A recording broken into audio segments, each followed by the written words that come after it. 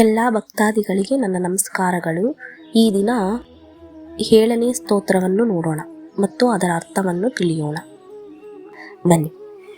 ಸುರಾಲಿ ಬಲಿಷ್ಠಂ ತ್ರಿಲೋಕಿ ವರಿಷ್ಠಂ ಗುರುಣಂ ಗರಿಷ್ಠಂ ಸ್ವರೂಪೈಕನಿಷ್ಠಂ ಸದಾ ಯುದ್ಧಧೀರಂ ಮಹಾವೀರವೀರಂ ಭವಂ ಬೋಧಿತೀರಂ ಭಜೇಹಂ ಭಜೇಹಂ.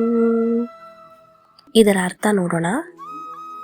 3 ಲೋಕಗಳಲ್ಲಿಯೇ ಶ್ರೇಷ್ಠನು, ಗುರುಗಳಲ್ಲಿ ಅತ್ಯುನ್ನತನು, ತನ್ನ ಸ್ವರೂಪದಲ್ಲೇ ನಿಷ್ಠನಾಗಿರುವವನು, ಸದಾ ಯುದ್ಧದಲ್ಲಿ ಧೀರನು, ಮಹಾವೀರರಲ್ಲಿ ವೀರನೂ ಆಗಿರುವ, ಭವಸಾಗರದಿಂದ ನಮ್ಮನ್ನು ದಾಟಿಸುವ ತೀರದಂತೆ ರಕ್ಷಕನಾಗಿರುವ ಅವನನ್ನು ನಾನು ಭಜಿಸುತ್ತೇನೆ, ಪೂಜಿಸುತ್ತೇನೆ.